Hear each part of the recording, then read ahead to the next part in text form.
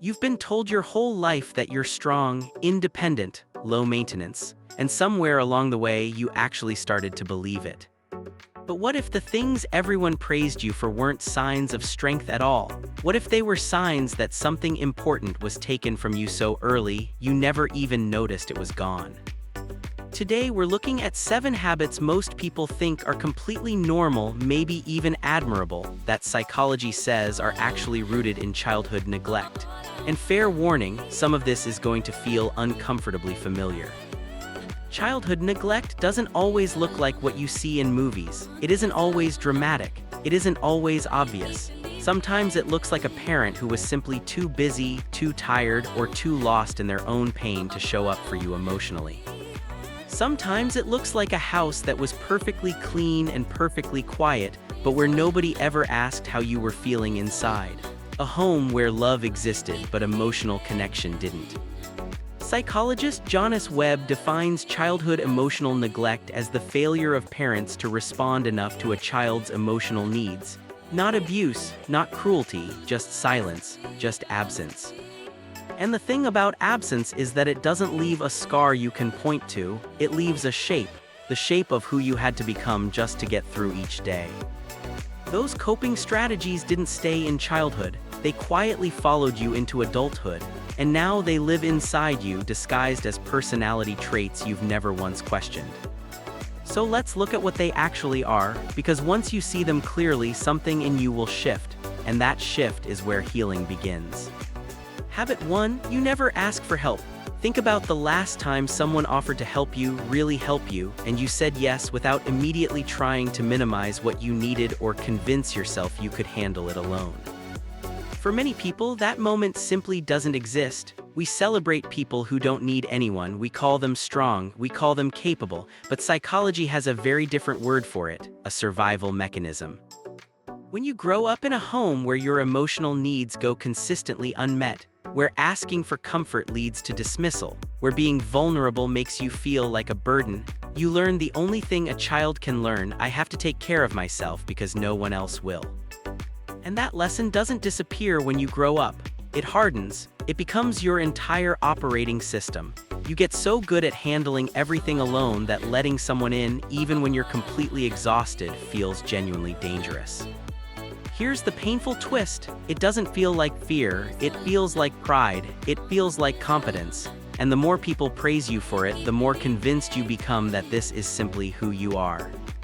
But ask yourself honestly, when did you last let someone help you without apologizing for needing it? When did you last reach out before you'd already almost solved the problem yourself? If you can't remember, that's not strength, that's a wound wearing a very convincing mask. And you've been carrying it so long you forgot it wasn't your face. Habit 2, you don't know what you're feeling. Someone asks how you're doing, you say fine, and you mean it not because everything is fine, but because you genuinely cannot locate anything more specific than that. There's actually a name for this. Researchers call it alexithymia, a word that literally means no words for feelings, and it is far more common than most people realize. When no one taught you to identify your emotions as a child, when feelings were ignored, dismissed, or simply never talked about, your brain never fully developed the wiring to process them. You learned to function, but you learned to function without access to your own inner life. This is what it looks like as an adult. You know something is wrong, but you can't name it. You feel heavy or flat for days without understanding why. You watch other people talk about their emotions with a fluency that feels completely foreign to you.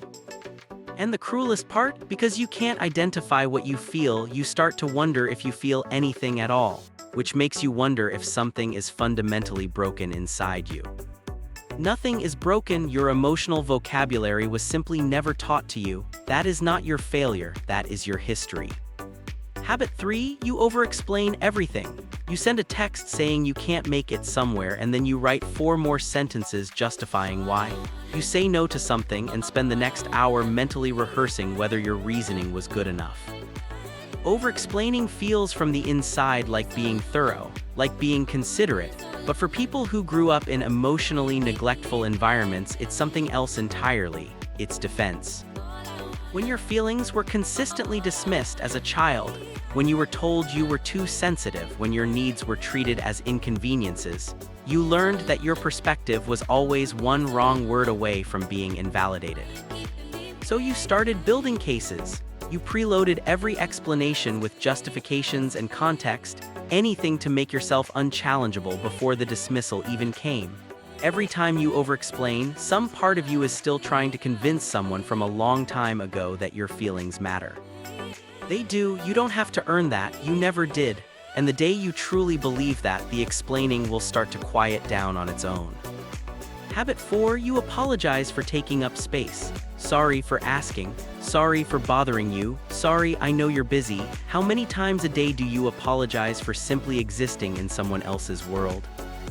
Children who grow up in emotionally neglectful homes absorb a very specific unconscious message. Your needs are a problem. Not because anyone says it directly, but because the pattern of what gets attention and what gets silence teaches it all on its own. When you cry and nothing happens, when you're excited and no one mirrors it back, when you're hurting and the response is a closed door, over and over you learn that the version of you that needs things makes the people you love uncomfortable. So you shrink, you make yourself smaller and quieter and easier to handle. And you get so good at it that you carry it straight into your adult relationships, your friendships, your career, apologizing constantly for the simple fact of having needs. There is nothing to apologize for. You were a child who needed things, every child does, the problem was never you. Habit 5, you become a different person depending on who you're with. You walk into a room, scan the energy, clock everyone's mood, and adjust automatically. The way you speak, the topics you raise, how much of yourself you reveal, all of it shifts based on who's around you. People call this social intelligence. And in some ways it is, but its origin is often something much less comfortable. It's called hypervigilance. When you grow up with caregivers whose emotional state is unpredictable, when one day asking for something leads to warmth and another day leads to withdrawal, your nervous system learns to treat other people's moods as urgent survival data, because getting it wrong as a child had real consequences. That hypervigilance doesn't switch off when you leave home. It runs continuously in the background of your adult relationships. You shapeshift constantly, not out of manipulation, but out of a deeply conditioned belief that who you actually are might not be safe to show. Pause here for a second. Is there any person in your life where you feel completely, unconditionally safe to be yourself without monitoring their reaction? If the answer doesn't come easily, that absence is worth paying very close attention to. Habit 6, you can't trust your own judgment. You make a decision and immediately question it. You spend 20 minutes choosing something, change your mind, then change it back. Someone asks what you want and your first instinct is to ask what they think. Chronic self-doubt is one of the quietest and most corrosive effects of emotional neglect. Validation is the mechanism through which children learn to trust their own experience of reality. Without it, that foundation simply never forms.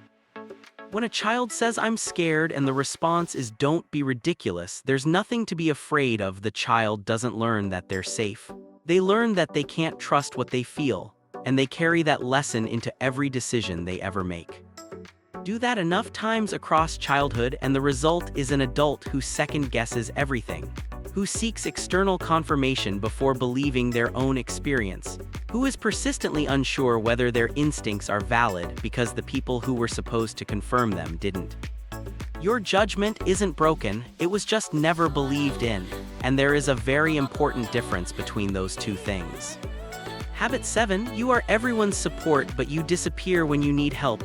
You are the person people call when things fall apart. You're steady in crisis, dependable in chaos, present for everyone who needs you. And yet when you're the one who's struggling, when you're the one who genuinely needs to be held, you go silent. You minimize, you say "I'm fine," you deal with it alone in the dark where no one can see. People assume this comes from strength. In reality, it comes from fear, the deeply conditioned fear that being vulnerable will make you unlovable, that showing need will cost you the relationship. So receiving care feels less like love and more like danger, because every time you've let your guard down and someone wasn't there, it confirmed the original wound.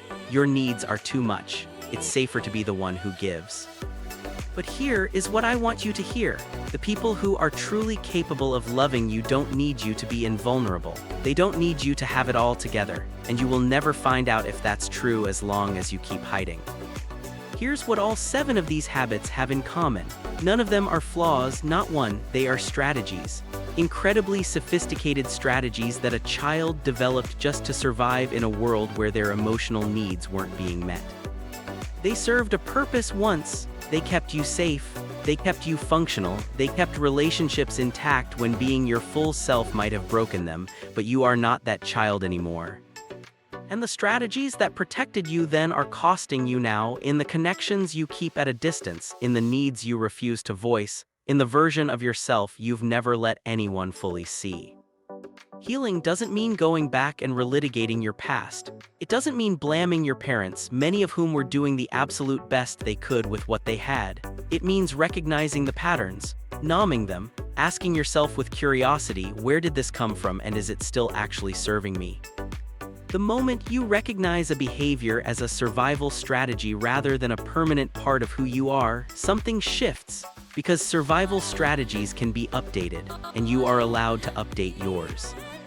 If you made it to the end of this, sit with one question. Which of these 7 habits felt the most like you? Not as a way to spiral, just as a starting point. A place to begin paying attention to yourself with the same care and patience you've spent your whole life giving to everyone else. You've spent years being strong for other people. Maybe it's time to be honest. Maybe it's time to let someone see you. Maybe it's time to begin. Like to learn more about human psychology? Like, comment, and share this video. Subscribe my channel now. Thank you for watching.